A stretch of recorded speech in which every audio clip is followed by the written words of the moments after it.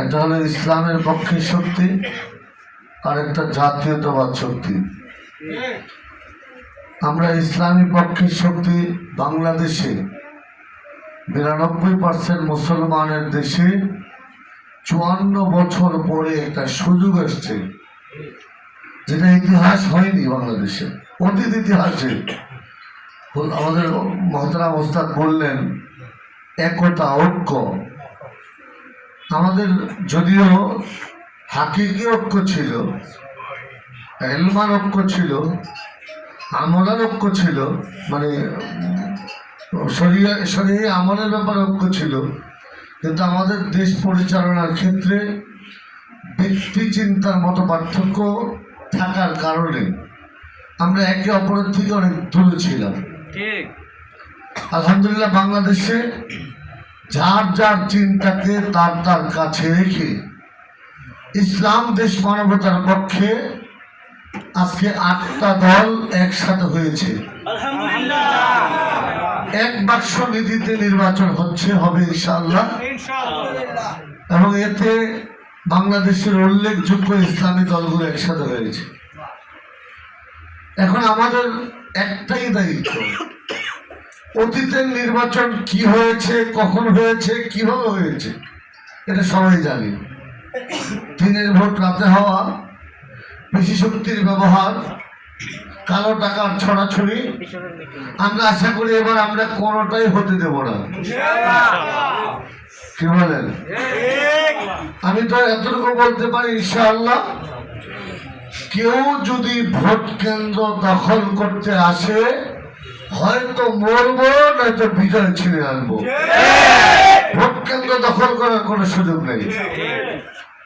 আমাদের এখন একটা কাজ, ওলামায়ে কেরাম যারা আছেন বাংলাদেশে, এই ভিডিওটি আল্লাহ তাআলা যেমন ওলামায়ে কেরামকে আমাদের এই উম্মতে মুহাম্মাদের রাহবার বানাইছেন, সাথে ইউটিউব চ্যানেলে বাংলাদেশের এই 99% মুসলমানের দেশে ভিজিট করুন, তাহলে এখনো মানুষ ইসলামকে ভালোবাসে, ভিডিও পেয়ে যাবেন। ধন্যবাদ। এখনো মানুষ ওলামায়ে কেরামকে ভালোবাসে, আসসালামু আলাইকুম ওয়া রাহমাতুল্লাহি এখনো মানুষ ওলামায়ে কেরামকে শ্রদ্ধা করে। আমরা ওলামায়ে কেরাম এখন যদি আওয়াজ শুরু করি, ইসলামের পক্ষের আওয়াজ, আমরা যদি ওলামায়ে কেরাম একটু সবাইকে বলি, 10 জন সাধারণ মানুষ বললে যতটুকু ফায়দা হবে, একজন আলেম বললে তার থেকে বেশি ফায়দা হবে। আমরা 20 জন মানুষ মিলে একজন ভোটারের কাছে যেতে পারি, 20 জন মানুষের কাছে গেলেও আমরা 20 জন মিলে 20 জনের কাছে গেলে যতটুকু ফায়দা হবে, একজন ইমাম সাহেবের মসজিদে একটা খুতবায় তার থেকে বেশি ফায়দা হবে।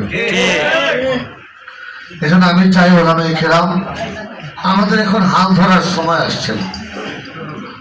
আমরা ওলামায়ে কেরাম মনে করি নেতৃত্ব বুঝে আমার দেওয়া দরকার না, রাজনীতি আমি করব না,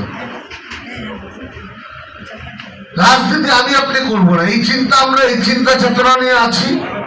আমার দায়িত্ব মসজিদে বুখারী পড়ানো, আমার দায়িত্ব মাদ্রাসায় হাদিস পড়ানো, আমার দায়িত্ব মাদ্রাসার মধ্যে বুখারী পড়ানো, মসজিদে ইমামতি করা, এতটুকু আমার দায়িত্ব।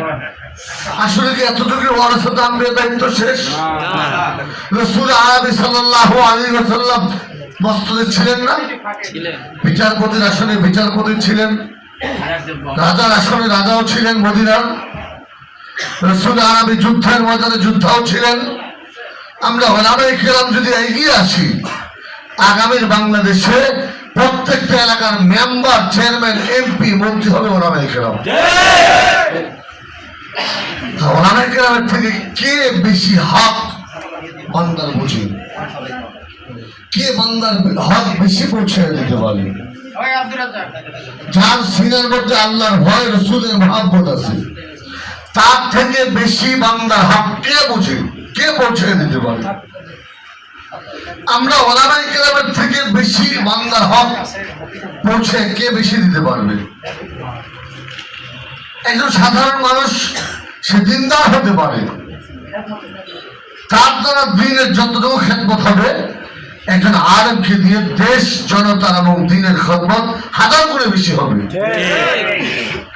এই জন্য তো ওলামায়ে কেরামের ঘুম তো আমর নাসের আবাদত থেকে বেশি উত্তম, কারণ সে যে ঘুমাইছে সেটাও সুন্নত তরিকায় দোয়া পড়ে উঠবে, তো আবার দোয়া পড়ে উঠবে, আবার সুন্নত তরিকায় ওযু ইস্তিনজা করবে। এই জন্য আমরা ওলামায়ে কেরামের কাছে আবেদন করতেছি, অতীতের সময়গুলো কেমন ছিল, কি ছিল আপনারা দেখেছেন। আমরা চাই এবারের বাংলাদেশ যেন ইসলামের বাংলাদেশ হয়, এবারের সংসদ যেন ইসলামের সংসদ হয়। আরেকটা কথা ওলামায়ে কেরামকে বলবো, সময় লম্বা হয়ে যাচ্ছে, শুধু কথাটা এই জন্য বলা, অনেকে আমাদের মুসল্লি যারা আছেন বা আমাদের পরিচিত বন্ধু বান্ধব যারা আছেন দুনিয়ামুখী, অনেকে এমন মনে করে যে ইসলাম আসলেই বুঝি কি যেন হয়ে যাবে, কি যেন তারা করবে। তাদের মধ্যে একটা ধারণা, ইসলাম আসলেই বুঝি আমাকে জবরদস্তি করে মসজিদে নিয়ে যাবে, ইসলাম আসলে আমার মেয়েকে, আমার বোনকে, আমার স্ত্রীকে ঘরের মধ্যে আবদ্ধ করবে, জেলখানা বানায়